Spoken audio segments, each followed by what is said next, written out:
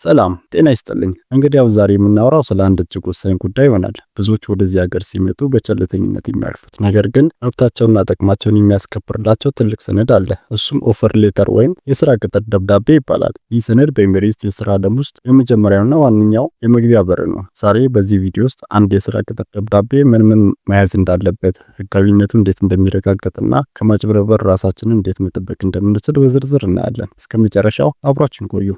በመጀመሪያ ደረጃ ኦፈር ሌተር ምንድነው የሚለውን በግልጽ እንረዳ።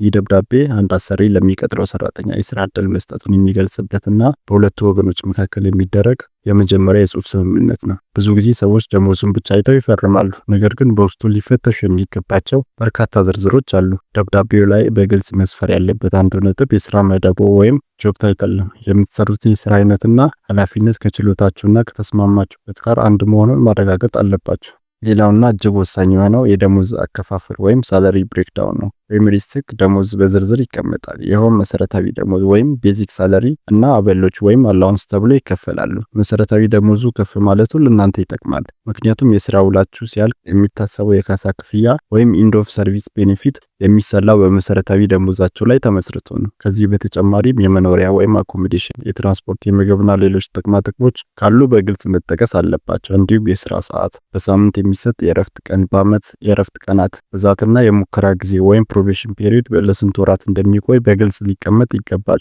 እነዚህ ነጥቦች በሚገባ ሳይረዱ መፈረም ወደፊት ለሚመጣ አለመግባባት በር ይከፍታል።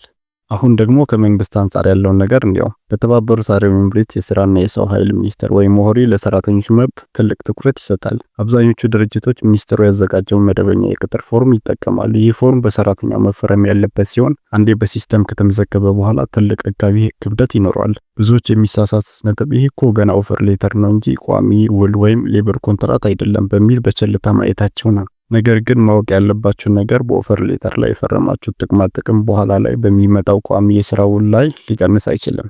አሰሪው አንድ ደብዳቤውን አዘጋጅቶ እናንተ ካጸደቃችሁት በኋላ በሲስተም ውስጥ ያለውን መረጃ መቀየር አይችልም። ይህ ማለት ሀገሪቱ ለሰራተኞች የሰጠችው ትልቅ ጥበቃ ነው። ደብዳቤው ላይ የሰፈረውን ደሞዝ ለቪዛ ሂደትና ለሰራተኛው መታወቂያ ወይም የቤት ሳይድ መውጣት መሰረት ይሆናል። ስለዚህ ማንኛውንም ሰነድ ከመፈረማችሁ በፊት በቃለ መጠይቅ ወቅት የተነገራችሁ ነገርና በወረቀት ላይ የሰፈረው መረጃ አንድ መሆኑን ደጋግማችሁ አንብቡ። በጽሁፍ ያልሰፈረ ቃል የገባላችሁ ጥቅም በሕግ ፊት ተቀባይነት ስለሌለው ሁሉም ነገር በደብዳቤ ላይ መካተቱን እርግጠኛ ሁኑ።